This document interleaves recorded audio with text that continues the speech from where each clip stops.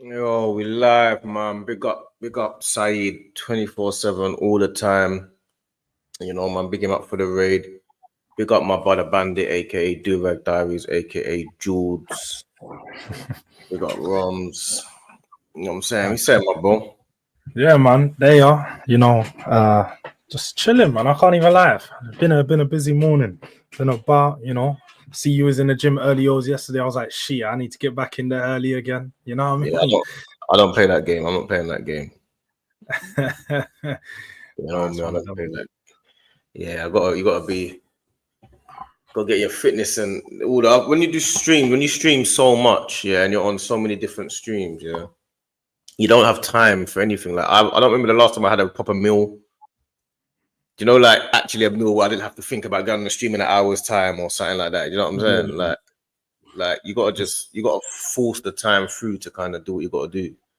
Yeah, man. You got to proper cut out your days and proper schedule your days through on what time you got time for this, what time you got time for that. Because otherwise, yeah, man, you just be losing yourself in these streams. But no, man, we're just keeping up the grind. You don't stop right now, man. The man are really pushing through every single day. And yeah, big up to everyone that coming from Saeed, though. Make sure you man smash the likes, innit? That's the standard. And make sure you're subscribed too. Make sure you're subscribed. We need some more customers in the building. Yeah, man. These lot, they don't like to subscribe. They just like to just pre from a distance. You know, so I've noticed there's a lot of people that don't like subscribe. I get it though. I get it. They're thinking I ain't subscribing to you. I don't even like you. That's what they're on. They're like, I don't even like you. I don't even like you. So man, subscribing don't cost nothing. You see me, I just subscribe to channels someday. Even if I don't like, I'm just like, oh, do you know what? This person's probably they're gonna feel good to have an extra subscriber, and I just subscribe. It don't cost you nothing. Yeah, but it don't cost nothing. They should be subscribing, but you know, if they might not want to see what like everyone's content. You know what I'm saying, it's not everyone that they want to see. You get it? They might want to see, man, but they don't want to see us. So I hear it though. But you got to say goes like, oh, they see me as deluded and all that. That's how they see me. They see me as, I don't know where the girl and all that's coming from. I don't know why they're running with it. I don't know. I think with me and him, man, you know why they're running with it, bro. You know why they're running with it. You've been doing some top Guna stuff. You've been doing some top Guna stuff for a while, man. Yeah, because man's from the trenches, so obviously man's always gonna be supporting. You see me, I'm not in the. Do you know what it is? What I find funny, yeah. I'm not one of them guys, yeah, that allows rivals to cuss my team with rivals. Do you get it? I hear you, because I'm the same with my club, and that's what I mean. If people call me a top Spur, I'll be like, yeah, I am a top Spur. I'm what? Because I can talk about my club. No one else can talk about my club the way I talk about my club. You can't chat shit about my club to me, and you know, like other man on streams with rival fans, and they're all cussing the club together. Yeah, I'm not on that. That's why rival club fans like certain man. They're like, yeah, because he's a real one. He's not a fake gooner. He's a real. I'm like, bruv, listen, I can talk to you about my family behind the scenes, but you're not gonna cuss my family with me. Yeah, facts. No, facts. Yeah, I'm not doing that. You're going mad. I don't come from that cloth or that school of thought. And it's not gonna change now, bro. I ain't on all that, bro. Man, thinking that they can just cuss my club and I'm here cussing them with you, and you're there slating my club online, and I'm slating my club online, and then we're slating all of us together. We're all here. Me, Chelsea fans, Man United fans, Liverpool fans. You don't ever see Liverpool fans. Yeah, the only club that does this is Arsenal. You don't see Liverpool fans slating their club with all rival fans. You don't see Chelsea back their club all the way. Man United, probably Man United and Arsenal, the two clubs that slate their club the most with other fans. Yeah, definitely. You don't see teams like Newcastle doing anything like that. Yeah, you don't see people come out and say we're a mid-table team. Yeah, we're not good enough for champion. Like you don't ever see Newcastle fans doing that. Never. Still, they do it with each other. The Newcastle collective are with each other over there. They're over there. You don't even see Newcastle too much. They've got their own section that they stick to them their own. If we're going to talk about each other, we do it to our own. Arsenal, they're on streams with. They're not. Sometimes I'm going on the stream, and there's just only one Arsenal guy and 10 other thing, and it doesn't even make no difference if he's an Arsenal fan or not. You would think they're all the same. Cussing Arsenal, just crashing like on Arsenal, cussing this, cussing that. They even cussing their own fans, and I'm like, brother, what is going on? What is going on? So you think I'm gonna go on streams and just be cussing my club like everyone else is with them? You're getting mad. That ain't happening, fam. I'm not doing that. I hear it. I can't lie. Don't get me wrong. I hear it because I didn't come online to be taught. I came online because I saw too many people talking shit about my club, and I used to be the guy who would be in the comments, so I'd be like, bro, what the these man don't know what they're talking about. Like, I'm just getting rattled sitting there watching, thinking if I'm on there, these men are not talking the way they're talking. I'm bigging my club up, so. Bro, I hear it, innit? Like, if you come online, you should be coming on to talk about your club in a good way. Obviously, we all get emotional at times. So in certain reactions after a loss, you might feel a type of way. But when you're right here consistently just bashing your club, and that's all it is. It's just like, bro. Bashing your club, ripping them to shreds. Like, you got to remember, these guys, they rip the club so much, that as much as they're fans and their supporters, they actually need what they say to stay true. You get it? Yeah. They don't want it. Like, of course they're Arsenal fans, but they need Arsenal to stay crap. They need Arteta to get sacked to not win the league. They actually need it. Like, rival fans don't actually care that much about our club. They feel like you, for example, you'd be like, you lot don't win trophies. You don't actually care that much. You got another club to support. Yeah. You know what I'm saying? So you don't. So when rival fans are like, but you lot don't win anything, I expect you to say that because we ain't been winning anything. So I expect Man United to say, you lot don't win nothing. And Liverpool to say, bruv, we win stuff, you don't. And Chelsea to say, you ain't got no Champions League. I expect them to say that. Because that's like a cussing match between us and them. But when Arsenal fans are there saying it, I'm saying, bruv, when you say it to me, you're in this boat, fam. What are you talking about? I'll push you off the boat. What are you talking about? You're here with me, bro. Like, you have to we ain't standing here together, bro. Together, bro. We both have to stay afloat, bro. We got the Titanic sinking. We both have to, you know what I mean? We've got to get a thing, and I've got to get something. We've got to stay afloat, bro. What's wrong with you, though? Yeah, do you know what it is? I live I don't get it because there's so many times, and like I'll tell people as well, like when you see me on a panel show, it's different when you see me on a Tottenham show when it's all Tottenham fans, because when you're on, just like if you're on with all Arsenal fans, it's gonna be different when you're on a panel. When you're with all Arsenal fans, you can be accountable for your club. You can talk about things that are wrong, things that are good, things where we need to improve. When you're with rivals, you don't need to talk about rivals with stuff that you need to improve in your club. They're not gonna give you the same perspective as what your own fans are. Quite frankly, they want you to look stupid. So that is the point. They're going out there trying to make you look stupid rather than actually have a full conversation. So it's like, they're not trying to have a reasonable, thought out way to a plan for us to get back to the top. You think Man United want Arsenal to get back to the top? All they care about is why is Arteta not sacked? Why are you not saying Arteta's not sacked? That's all they care about because they think Arteta should be sacked. The same way I think, why is Amrin not sacked? I don't care whether Amrin gets sacked or not.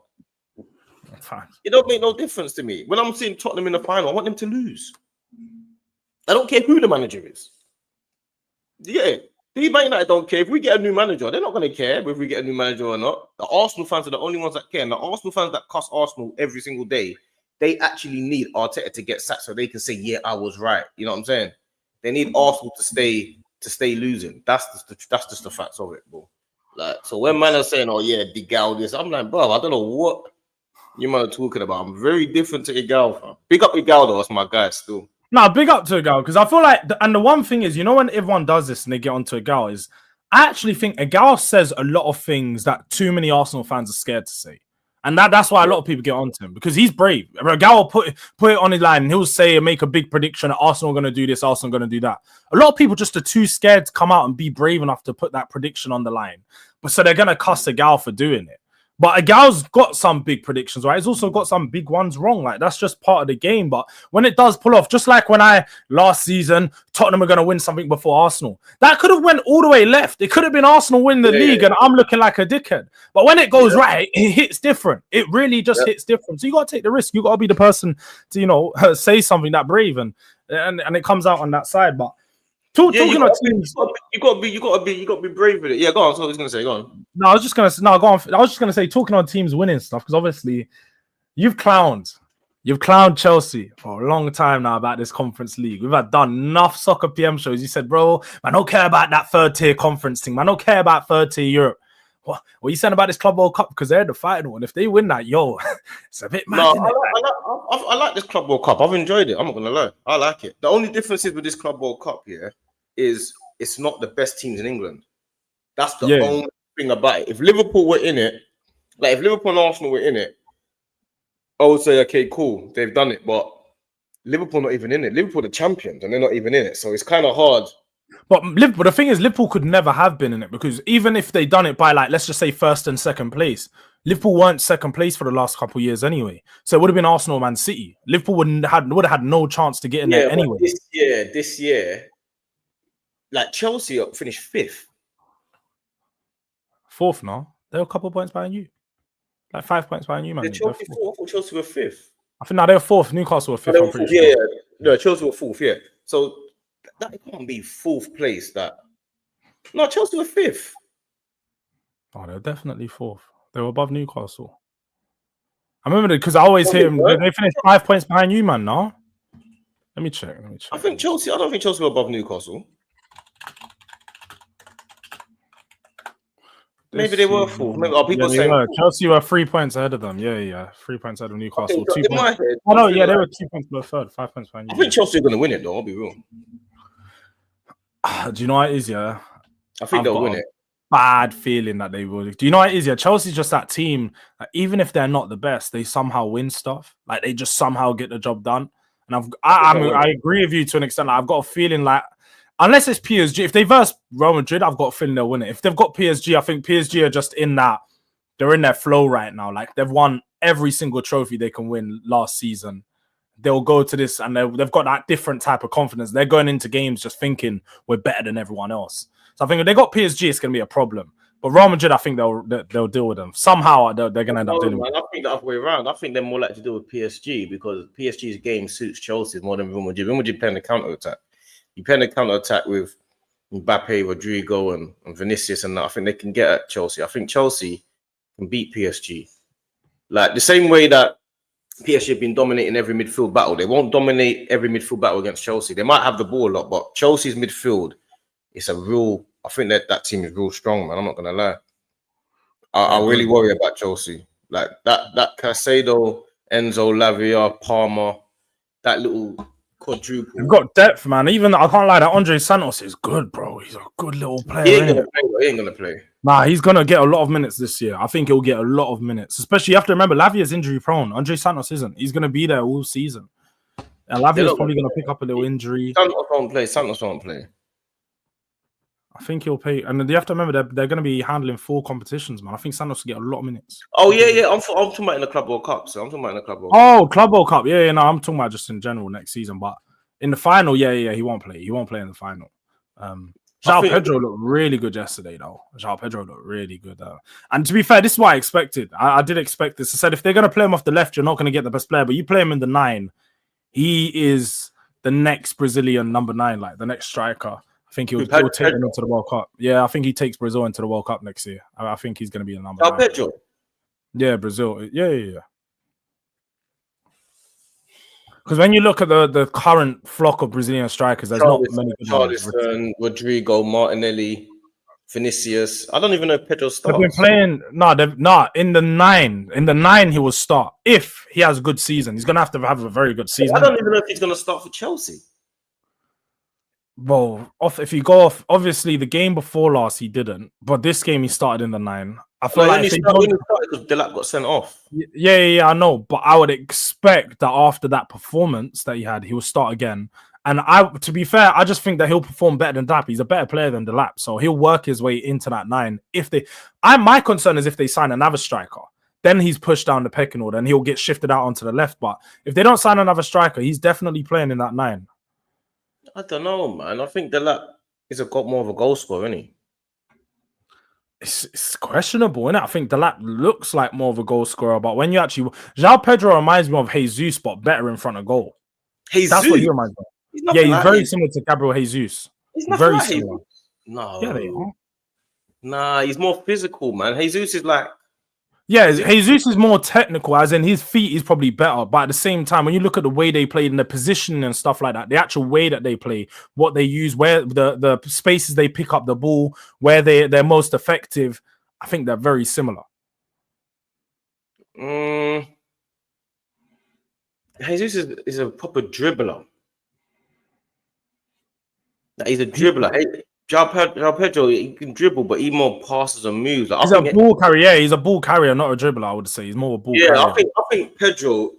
Jesus is better with his feet and stuff, but I think Pedro's just more of a presence. He's just more of a problem. I just think with regards to them play, like in the link up play in that final third, there's roll free like 1-2s, pass and move. They can take the ball out into those wide areas. They can take their man on. They're confident, and I think that like for Pedro though, I look at his finishing and I was like, yo, I've seen him do a variety of finishes. Like he's in front of goal, he really looks like a killer. Like the goals he scored yesterday.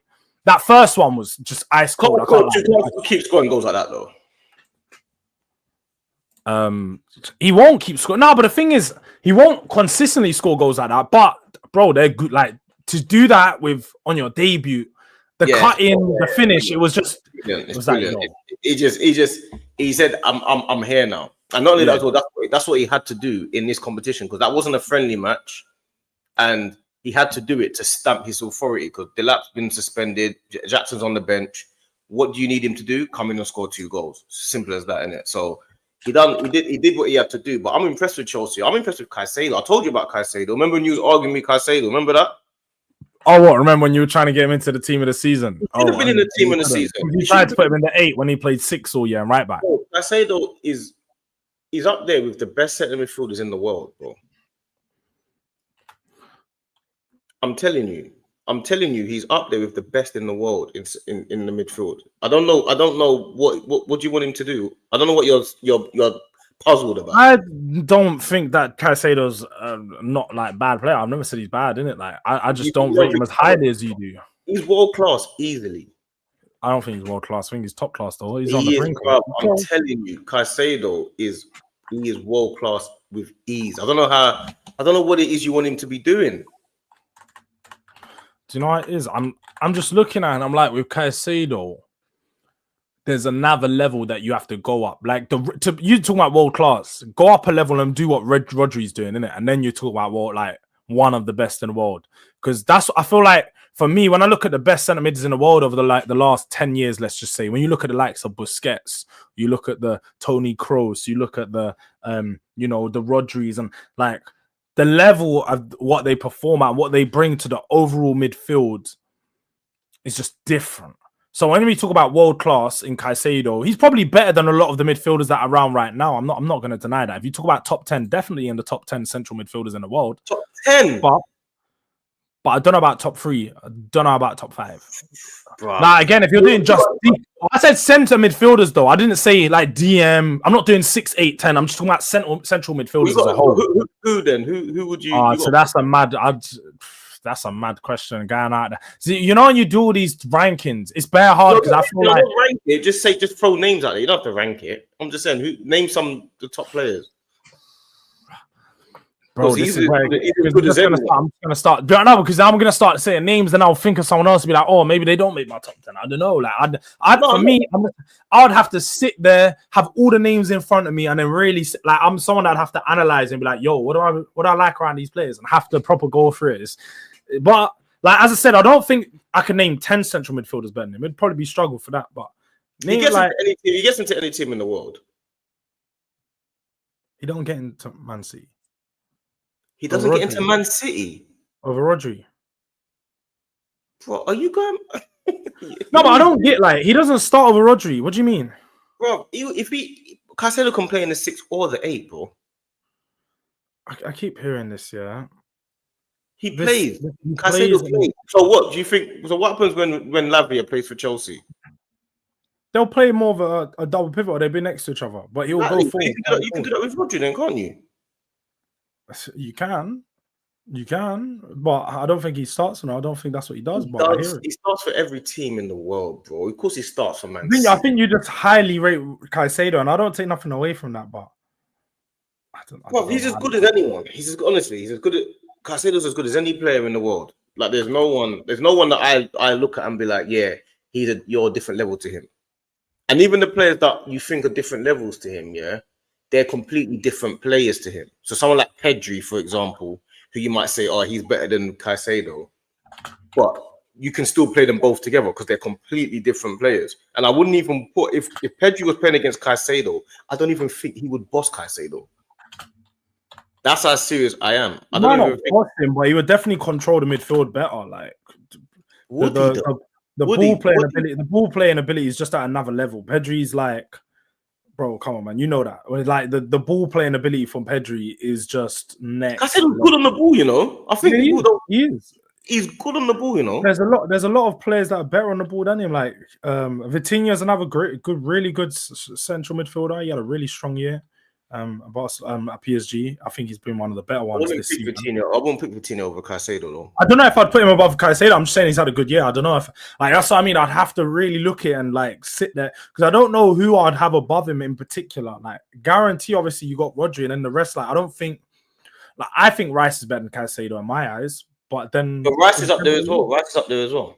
Yeah, right. Rice is up there. Rice is up there. But it's a good conversation. So the whole point is Chelsea have got a strong central midfield. Like they've got a lot of players in that central midfield position, and they've even got that Leslie Ugochukwu guy. He's a good player from Southampton. Well, he was at Southampton last year, but he'll be on the move. So they've got depth for days. But I don't know where they're actually going to be. I look at their team and think they need signings because the quality is not there. But where do they have space for signings? That's where the problem is for me. Depends where though. But for Chelsea, it depends where it depends where, man. Chelsea's like their model means that they can just continue to just sign players, isn't it? So until they get it right. But they're starting to get it right. And if they win this Club World Cup, it just gives them the boost that they win. All of a sudden, they've won the Conference Cup and the Club World Cup. You know what I'm saying? All of a sudden, it's like, yeah, you're kind of made your mark now. That's the only thing. I need them to lose this Club World Cup. Palmer's one of the best attacking midfielders in the world. They've got one of the best attacking midfielders in the world. They got Caicedo's there. They're getting their team's coming together. They're finding all of these links and connecting it now. It's getting scary.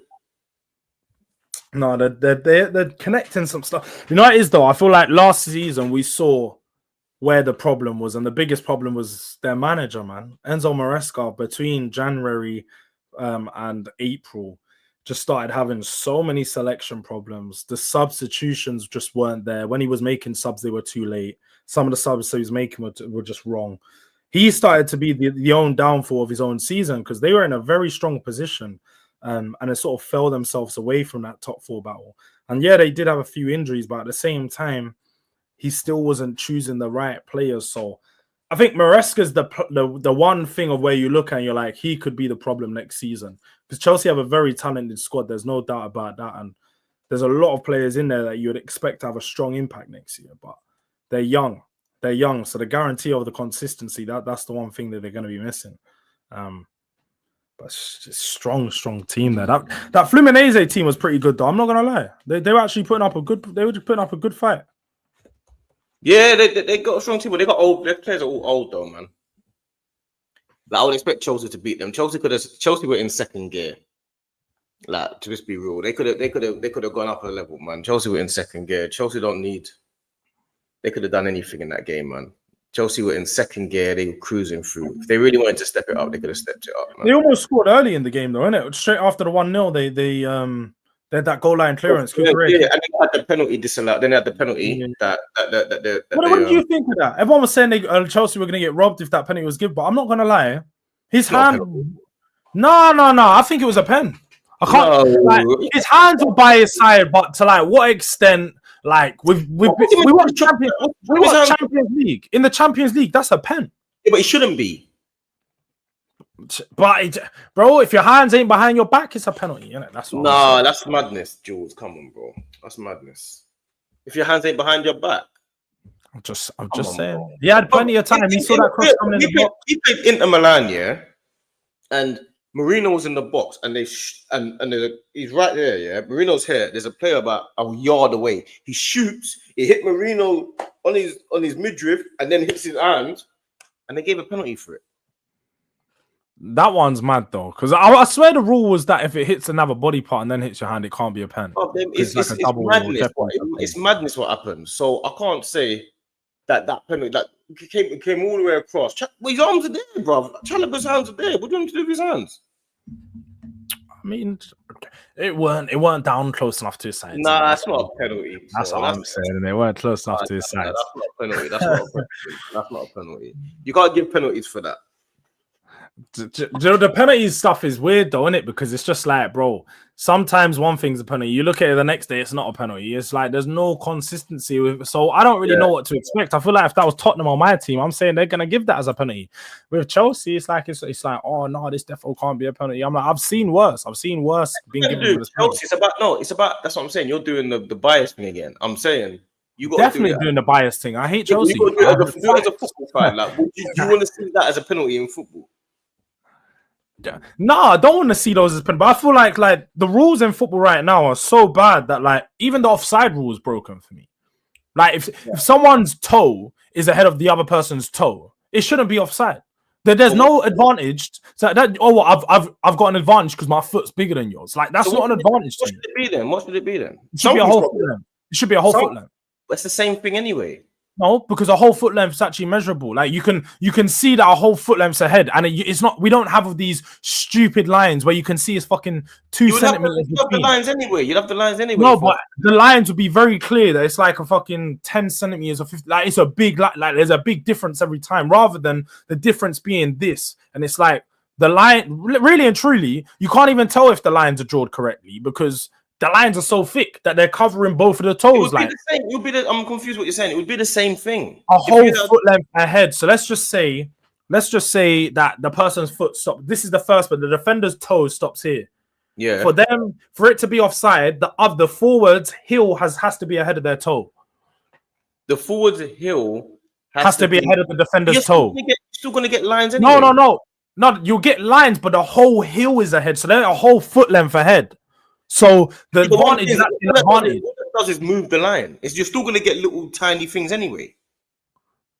Yeah, no, but my point is that it does because what my point is that the question is how much of an advantage do the attackers get? If your toe is just ahead of the defender, you don't get an advantage over them. I think it's a lot of rubbish. So let's imagine you do the whole foot, yeah. The heel needs to be in front. How do you measure that with a body part? What do you mean with a body part? Yeah, so your I'll be real. I don't even think that like if your body's leaning ahead and your foot's behind, that should be onside to me. Because you're like the whole point is keeping your feet onside. Oh, what you're leaning with your body. Cool. You have a slight advantage, but my foot is where the defender's in. Maybe the defenders should be leaning as well. They should be better at defending. That's the way I see it. Like because the striker's ready to run. Because most of the time that this happens when you have like your body in front, it's usually when a through ball's been played, isn't it? A through ball's been played ahead, and the striker's tried to get ahead of the defender, so he's leaning already, waiting for the pass. The defenders should be more focused and ready, looking at that guy, leaning with him, so he can't go nowhere, rather than I'm gonna stay here, and because his body's slightly ahead of me, he's gonna get the offside. But my man's foot is in line with me. He's just quicker, and he's doing a better job. Like you're a striker, bro. You know what like it's like sometimes when you're trying to stay on line with the defender. You're focused on the feet more time. You're not focused on where your body is. You're focused on I'm in line with the defender. My feet is in line with his type of thing. So I think okay, I get what you're saying. You think the body parts or all body parts shouldn't be offside? Nah, like it should be your feet. We play football's you kick. Yeah, you can score with your head, but you kick the ball with your feet. So it should be where your feet are. Your head's offside. It shouldn't be offside. Nah. It's just your head. Your head's offside. Like, what are we doing here? Like, bro, man jumped up. I beat you to my head. I'm like, cool. I don't think it should be offside. Do you know what the issue that happens with? It becomes hard to measure. Because if you do the body part, sometimes they don't always take the body part from the feet. They take it from the hair. They take it from here. You've got lots of different body parts to say which is offside. If you do it from just the feet, you have to find his feet everywhere. So in a penalty box now, where there's lots of people all around each other, you're gonna be looking for this one guy's foot. You know what I'm saying? It's gonna be hard. But they do that anyway. Remember with the new system, like the new VAR system, they literally wherever you are, and all the players they have those bloody 3D avatars things, and everything gets removed anyway, innit? Like they just focus on the two players. I don't think that's a bad technology. I don't think that's a bad idea. You think basically you should be able to lean offside? Basically. Yeah, I think you should. I think like the game should be like the attackers should get the advantage to some sense because football's you have to score to win a game. Yeah. So the attackers should have some slight advantage. The whole point is defending is being able to be better than your attacker. So if your attacker has a slight advantage, then and that is just putting their body on side. That means you may need to drop your line slightly deeper, or you're just going to have to be a better defender where you're marking your player a lot tighter, because far too often bad defenders get saved by offside decisions. So many times you watch bad defenders just get saved by offside decision time and time again, when it's like, I think that attacker done a really good run. He was just unfortunate to be offside, like his fucking shoulder was offside, because nobody's actually focusing on whether my shoulder's offside. Like, it's too hard for a player in real time to stop. Oh yeah, I'm gonna run. I'm looking at the player, and then I need to lean my body back. And bro, how can you run when you're leaning your body back? I'm inclined to agree with you. I think though as well, the other rule that I was thinking, I've always thought was a good idea, is if you win by 3 goals or by 3-goal margin, you should get an extra point. I'd like that. I'd like that. It gives teams and more of a score. I've always because like you win 3-0 or 4-1 or 5, you get an extra point. Yeah, because there's bare teams that just go 2-0 up and then just sit back and it's like, let's chill, and it's like, no. If you guys really want to take the advantage, you score another goal, you get an extra point. I'd be down for that. I think that's a proper strong rule. Plus, it'd make things like relegation battles a lot more interesting, because let's just say a team has less wins, but that other team that has won games, they've won a couple big scorelines, so they've got an extra 2 points or something. It makes them little things interesting, like adds to the, like the entertainment factor of football, like the little. I thought that one was always better. He said this KJ said, lower teams can't compete. Bro, I mean, they can. No, because they could beat another lower team by 3-0. We've seen that before. It's 11 men against 11 men, isn't it? I don't understand. What do you mean? But what it does, though, I think like it allows teams to actually go for goals. Like goals should be rewarded. That's what I believe, innit? And also, it would make the defending team work harder to not concede that extra goal, because they don't want that team getting the extra point. Because a lot of times when it's probably 2-0 up, some players might just give up, and it's just like, hey, we got 10 minutes to go, we've lost the game, whatever happens. Now it's what it means by is a massive gap. I mean, I do understand that the top teams are probably more likely to win by 3 goals than other teams. I do understand that, actually, because to be fair, Arsenal, Liverpool, Man City, they're probably going to be winning more by 3-goal margins, isn't it? So I guess you're probably right. Like, I wasn't even thinking like that, KJ and KC, to be honest. I think you're probably right about that. What about the new Champions League rule? What do you lot think about the new Champions League rule? Have you heard about that? So if you ain't heard about it, the new Champions League rule is if you finish in so they know it's a league format now, if you finish in the automatic places of the league, now your knockout round match will be, you will get the advantage, so you will get the second leg at home. That's the new rule for the Champions League, because Liverpool, for example, the Champions League just gone, they finished top of their the group. So in the group, I think Arsenal were 3rd. Have you heard the new rule in the Champions League? What's that? So the Champions League it's a league format now, yeah. Mm-hmm. So if you finish in the automatic places now, so it goes the first, I think it's the first 12 or automatic, or 10 or whatever, automatic. Then the next 12 to 24, I think, is playoff, and then the 24 down is out. Yeah. Yeah. If you finish in the first 12 places, the automatic places, when you go to your knockout round, your second leg will be at home. Yeah, that makes sense. You like that? But is that for every knockout round or just the first knockout round? So it'll be for every knockout round, but then what happens after that is if a lower ranked team apparently beats a higher ranked team, it gets reversed. I don't really know I don't really know that bit there. That bit there gets a bit confusing for me. I think I'll have to do a bit more research. So they take the we're gonna have to know. Do they take the top teams ranking now? Like, yeah, I don't know about that bit there. But what I do know is if you finish higher, because Liverpool, they won the league, the Champions League format, I must say, and then they get no benefit for it. There's no benefit for them to win the league. Real Madrid got an easier draw. I think, was it Real Madrid or no? Who was it? Real Madrid got an easier draw than Liverpool, I think, in the knockout rounds. Real Madrid had a fairly easy. Yeah, Liverpool had a tough run, but Liverpool were hurt by like teams like PSG and so on, didn't perform. But then they would have had They would have had Aston Villa. Like, I they're just think, terrible. do you know what it is? Yeah, because obviously last year, I remember when that was all going on, we both said like it doesn't really make sense what teams are getting home legs, what teams are getting away legs. It seems all to it's just up in the air. I think there has to be some advantage for finishing in the higher places, like getting the second home leg guaranteed, isn't it?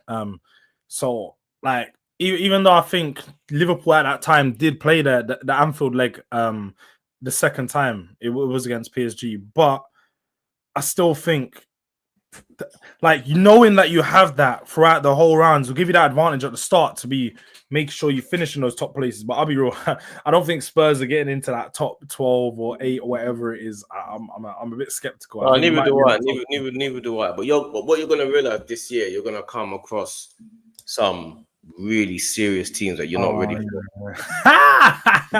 It's funny because Arsenal fans are trying to tell me about Champions League. I wasn't there for many years when you man weren't. So like I think I'm familiar with the Champions League. You had a parade for the Europa League, so I'm trying to explain to you. You've never won a Europa League, so you'd have a parade if you want one too. But you had a parade and you was there. You vlogged it, remember? Yeah, it's on my channel. Check that out. Exactly, yeah. So check out Durag Diaries. Check out the vlog of the Europa League that he vlogged and he was celebrating. So what I'm saying to you is now this is the big league and it's a lot harder and it's a lot trickier to win this. You don't play Jagardens and whoever you. We didn't play Djurgården. That was conference. Who did you play? We played Frankfurt. Oh, their Champions League team. We might play them. Oh yeah. Yeah, but I remember you got a haircut. Remember you went to get the barbers. I spoke to you on that day. You was like, "Oh, I'm just getting a haircut. I've got the parade." Remember that? And then it was also on the Friday, so you missed Trenchfield as well. Remember? You missed Trenchfield. Yeah. So you missed the show. Then you got a haircut. You was out drinking. So it was a big day for you. It was a big. I knew from the way you were what you were doing. I rang you. It was a bank holiday weekend, so it was a good weekend. The sun was out. I was enjoying. I rang you. You was really like a party for you. Was out. You was. You know what I mean? You was in Jordan element. You know what I mean? You was being Jordan. You know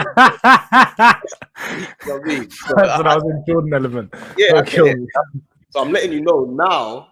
This is a different stratosphere. It's a different thing. Yeah. I've been to the final more recently than you. So again, I know about that journey on what it takes to get to that final in the Champions League. Like I know what it's like to beat Real Madrid. I've been there, done that. I know what it's like to play those big games at the San Siro, get a win. Like I know what it's like, bro. When last was you in the Champions League? When last was you in it? Like 3 seasons ago. Okay. So you kind of have an idea of what you're about to experience.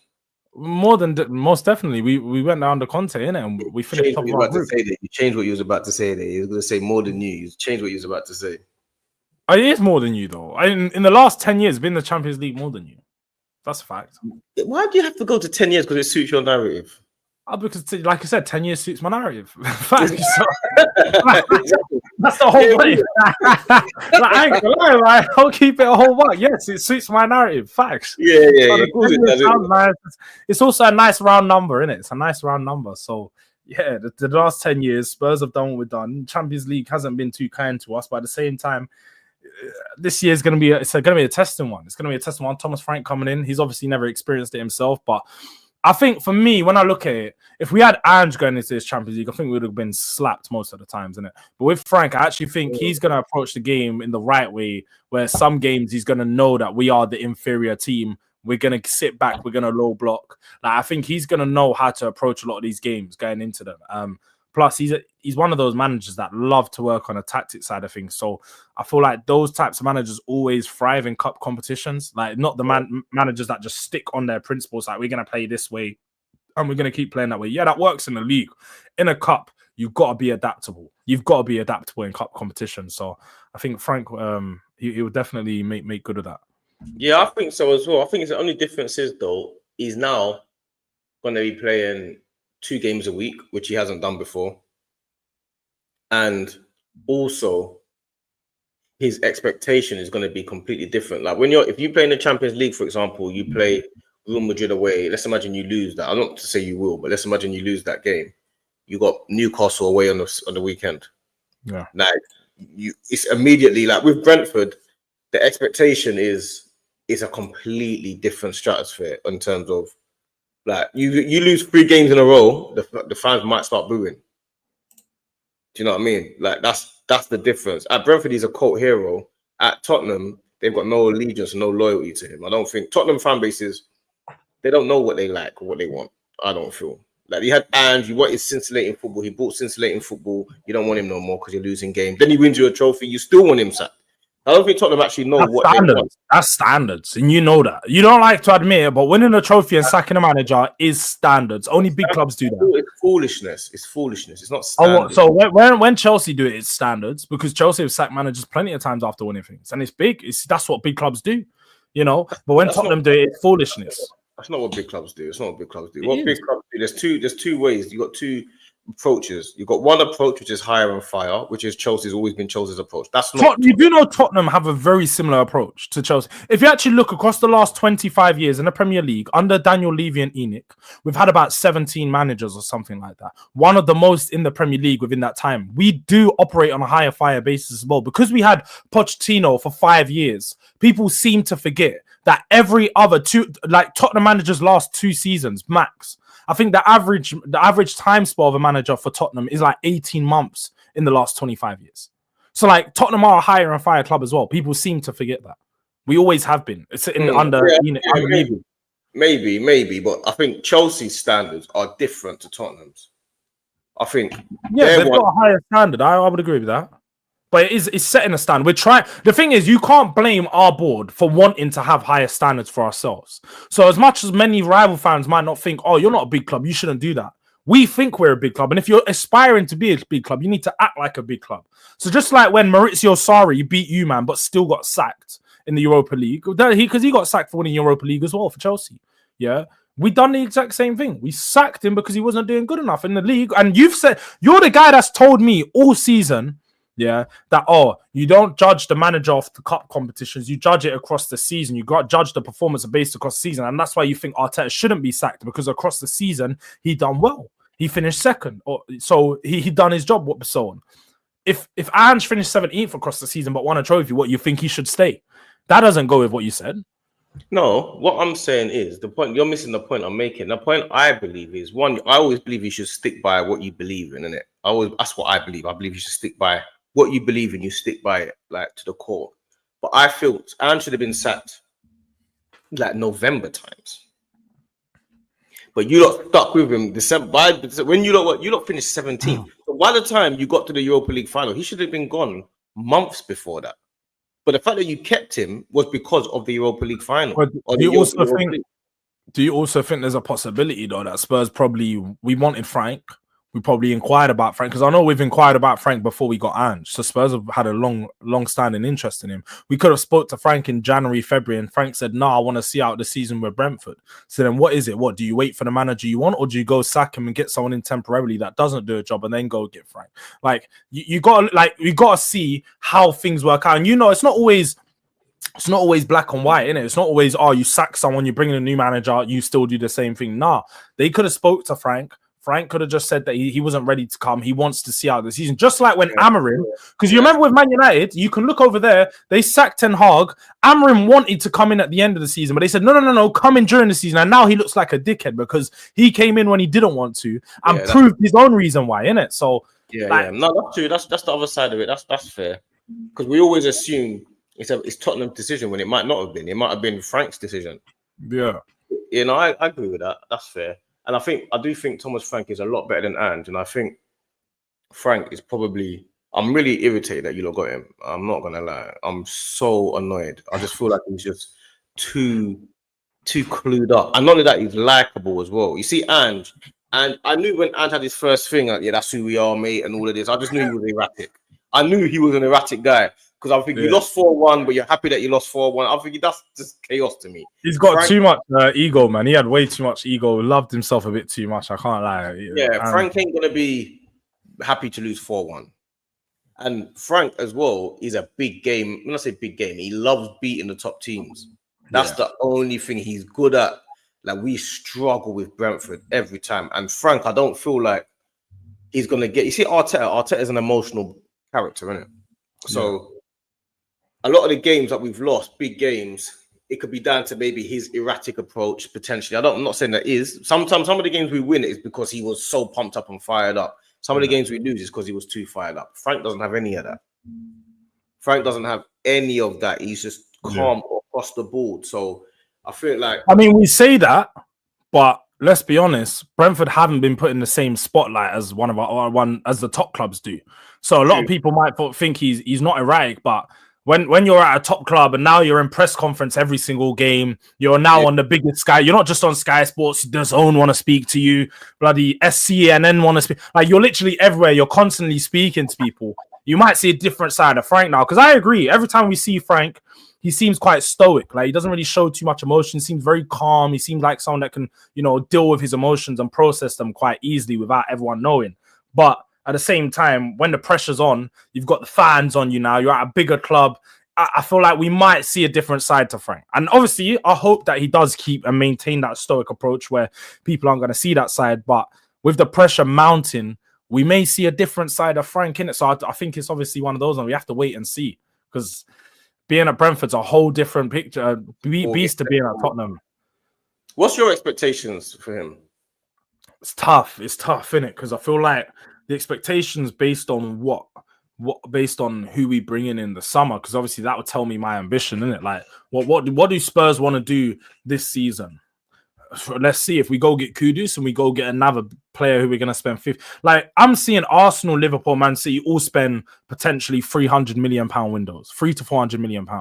If Spurs aren't going to spend 200 plus or 250 plus, then that shows me that we're not serious. Obviously, I don't expect us to compete for the league, but even just to close that gap on the Chelsea and Newcastle's, we need to spend around that much. Newcastle are going to spend more. Chelsea are going to spend more. We need to invest in the club. So if I see a heavy investment like that, then I could be like, yeah, look, I'd expect us to start challenging for the top 5 next year. But if I don't see that type of investment, then I'd expect us to be, potentially sit at our best in that Europa League position in 6th. But we could fall out in the Conference League positions. At 7th, probably the lowest. But for me, I'd say for Frank in his first year, 7th probably is the lowest that I'd expect, or that I'd say accept. Not even expect, I'd say accept. That'd be the lowest I'd accept before I'd start looking at him a bit funny, because 7th is...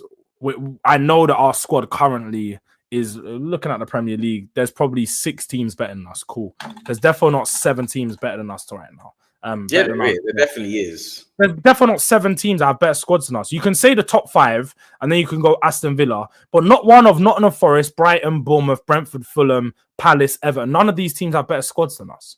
So there's no reason why they should finish above us, innit? So like, 7th is literally the lowest for me when I look at it. And even Aston Villa, I've got a feeling they may get weaker this season. They've obviously got to sell a few players. They're not going to have the massive like of Rashford. In January, when they went and got Rashford, they got Asensio. That pushed their team a bit forward, and their attack was good. But without those types of players, which I don't think they're going to bring in, and they're not going to attract players at that level, I think our squad will be better than Aston Villa. So I'm looking at, and I'm like, Newcastle and Chelsea is where we need to bridge our gap to. We need to try and reach there, innit? And I think we'll be the best teams outside of those.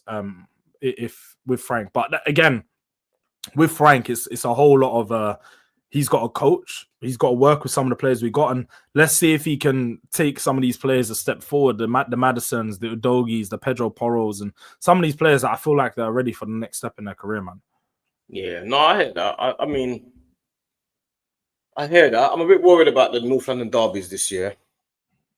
We got an early one. We got one in a month's time. I don't know, that pre-season North London derby night. I don't care about that. I don't care about that one. I care about it. I don't know about you, but I care about that, bro. To me, it might just be a friendly, but especially for Spurs, isn't it? Maybe not you guys, but for me, I'm looking at that friendly. I'm like, this can tell me where we're at going into the season. Where are we looking to be? Arsenal may not play their first team, but even without their first team, I need to see a top performance from Spurs. I need to see these players show that hunger. I need to see, because to them, you're forgetting we got a new manager. A lot of these they've got something to prove. So in these friendlies, they have to be playing their best, because otherwise you're not gonna, put yourself on the team sheet for that first game against PSG. Because just after we first you, but prior to we got Newcastle, then we got you guys, and then we got Bayern for friendlies, and then after that, the next week we go into the Super Cup.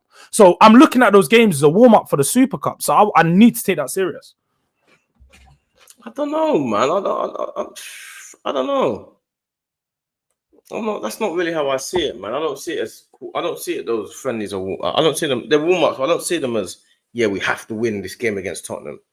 I'm more looking at it like I want Gyökeres to score if he can. I want him to sign before then and then score. I'm looking at get players into form. I really don't care if we win or lose those games. Man United slaughtered us. Was it last year or the year before? One of the games there was a game where they were way better than last year. Yeah, they in America. We played them in America. It makes no difference. I don't really care about these games. I'll be honest. I'm not bothered about preseason. I've never really been bothered about the only preseason I'm more worried about is the Emirates Cup. Why? Just because it's enjoyable to watch. The Emirates Cup is enjoyable to watch, but the games in the South Korea where you're actually playing big teams won't be.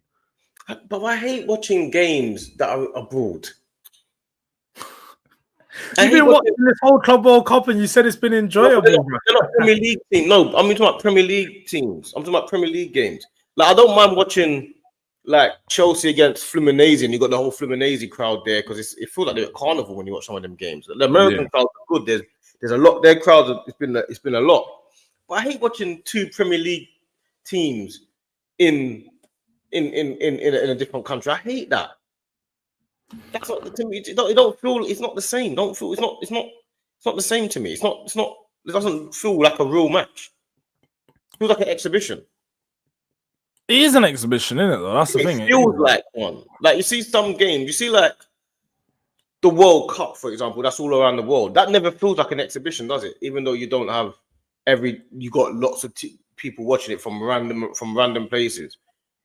So I'm saying it's not the hardcore. Like the Club World Cups felt like that, man. I'm not gonna lie. I feel like the Club World Cups felt exactly like all these. They're stopping in between the game, having bare water breaks. It's just like, bro, like I hear it. That, man. It's hot out there, bro. I know. I'm not saying you don't gotta have that, but at the same time, it makes it.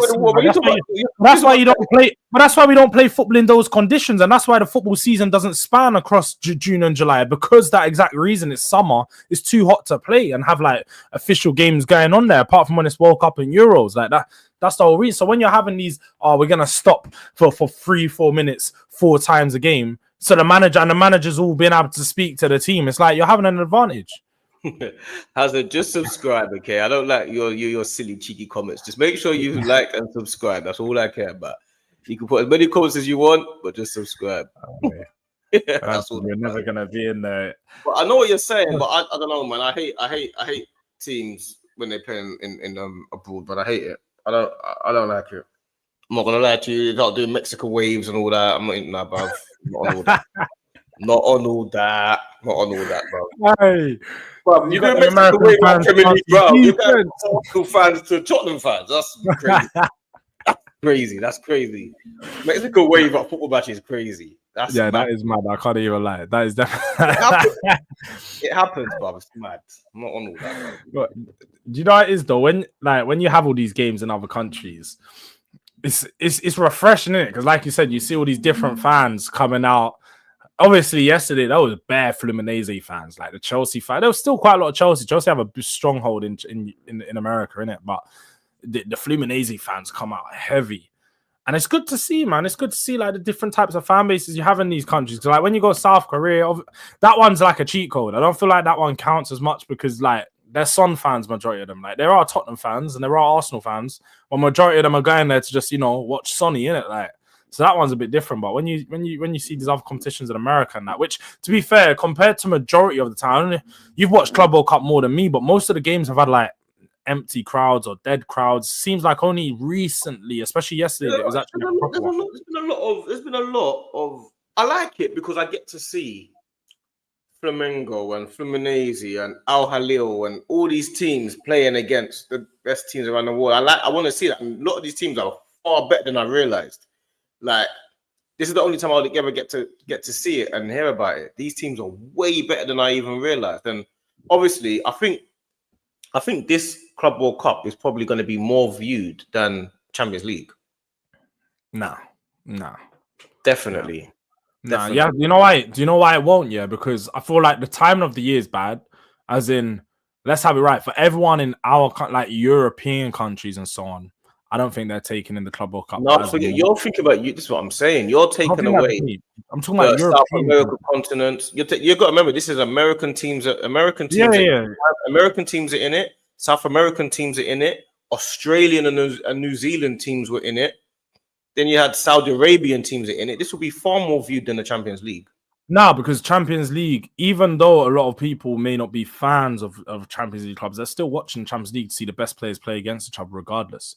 The Champions League is the only place where you get to see the best players on literally in the world. Nah, man, I think the Cup will be more viewed, bro. I don't think so. I actually don't think it'll have more viewership. It will be. I think it'll be way. I don't think it'll be even be like as much as the African, like the South American and American fans are gonna bring, like, that's a whole. You got Moroccan teams in it and all that. Yeah, but you think those fans ain't watching Champions League? Like those are all these fans that are like, oh, I'm a let's just say I'm an Al Hilal fan. You think they haven't got a European team, or that I'm a Real Madrid fan too, or Man United fan? You don't think an Al Hilal fan would rather watch them against Real Madrid to see what it comes with? The whole of Saudi Arabia are probably watching this. Like football fans, all the football fans, the whole of Saudi Arabian football fans are probably watching this. The whole of the Australian and New Zealand fan base are watching. You're talking about the smaller footballing nations, but the biggest footballing nations are in Europe. And I don't think the majority of Europe are watching Club World Cup. I don't think they definitely are. Europe is the biggest they hold the biggest footballing nations. You forget all these other countries have different sports. You can't just say that though. Do they though? No, Europe is the biggest footballing nations. Like they're 100% we are the best teams. And like when you look at all the different teams, yeah, and Europe is so strong because you have the Champions League is just Europe because the best footballing nation where football is best is in Europe. Not best, but not biggest. I don't know, man. You think there's more? It's more locked in than say the Brazilian nations and stuff like that. I don't know, man. Yeah, I'm not saying the Club World Cup's gonna have a high viewership over there in Brazil. They're fanatic over there. Yeah. They're gonna have a mad viewership, but I just don't see the viewership outweighing a Champions League viewership. There's no one Google it. I need to know what the viewership is. It must be high. The Club World Cup has to be higher. Has to be.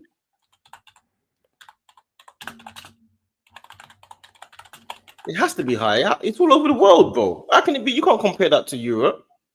I'll get up now that we've got. It has to be higher, man. What did you in the chat think? Do you not think the Club World Cup is higher, or do you think the Champions League is higher viewership? What do you lot reckon? Club World Cup's broadcast in English on TNT Sports were averaging 360,000. That's on TNT Sports, though.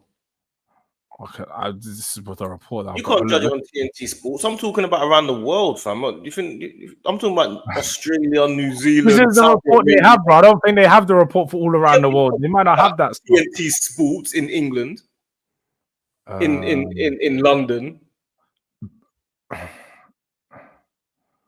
I don't know what everyone's saying. Champions League. Let me see what else they think. You don't think Champions League would be viewed more than the Champions League is definitely like the World Cup's obviously the most viewed, and then it's Champions League.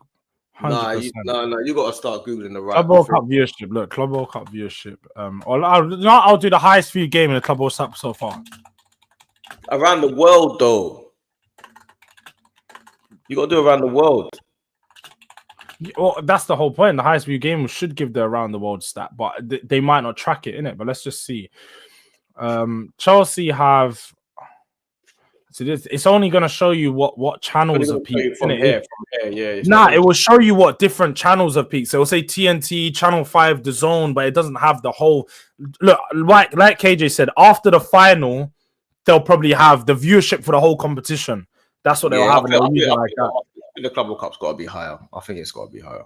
But the final won't be nowhere compared to the maybe in a couple more years, like in the next, because they're going to do it every 5 years. I think the next one's probably going to be huge. And I think, to be fair, I think you putting it out in America is what's made it worse as well. I think if it was in another country and the games were played at normal times, and I say even normal times, even if it was like 9 p.m., 10 p.m., but like the games have been at They have been now. Now they have, but there was a lot of games that were like 2 a.m. at the start, like 2 a.m., 1 a.m., and all of these things, and it was just like people aren't really getting into having people stay up until 4 5 a.m. to watch a fucking game. Like it's mad. Well, I used to watch the games, and I used to see some games, and I'll watch it, see Al Hilal versus some other. I watch and see another game, and that's like 2 a.m. I say no, bruv, you ain't getting no one in England watching that. Then I'll look at. Even when I see teams like Real Madrid versus Palmeiras, I'll be like 2 a.m. Nah. Okay, so now how many people in Europe you think are doing that? Or Europe, all our time zones are very similar. I'm saying Brazil now, the whole country's watching it. Yeah, they might be. That's the point I'm making. You the whole country are watching that game. No, you're right, but do you know what it is? Yeah, I just don't feel like the impact is as big as it. Like, if I don't know where they plan to host the next Club World Cup, and I've got a feeling they're gonna do it in all these random like continents, because I think that's just what they're gonna do. FIFA, the next one's probably gonna be in Saudi Arabia or something like that, which is cool, but I just don't see it because of that and the time frames and all that. It's just not gonna have the same viewership as you know the Champions League would, or the Champions League final would, for example. But I can't lie, the final is going to be good though. It will definitely have some high numbers, because when you're looking at it, it's going to be a Chelsea or PSG or Chelsea or Real Madrid. That's pretty much a Champions League final. It's going to be proper anyway. But you know what? Listen, I'm going to go and sort a couple things. I'm going to redirect to Bandit, aka Jules, aka Durag Diaries, aka Durag Diaries. Yeah, I'm going to redirect to him now. Big up the chat. Make sure you lot hit the like and subscribe on your way out, man. I don't know what's wrong with you lot, man. You lot just like to like some. I saw you. To be fair, the moderators have been pushing it. I know they said there was 100. The mods have been modding today. You man are on job today. You man ain't been partying today. You man have been securing the door. You know what I'm saying? Instead of you lot chasing around in the dance, you lot have actually been, you know what I mean, just handling business today. You've been modding still. But I'm gonna redirect over to Jules now. He's got a show. What is the delay? No signings. You know what I mean, what is the delay? So, and then probably back tomorrow. Probably in the evening maybe, but we'll see. But big up Jules for jumping on today, my broski. Thanks for coming on. Oh, man. And I'm gonna redirect to Jules now.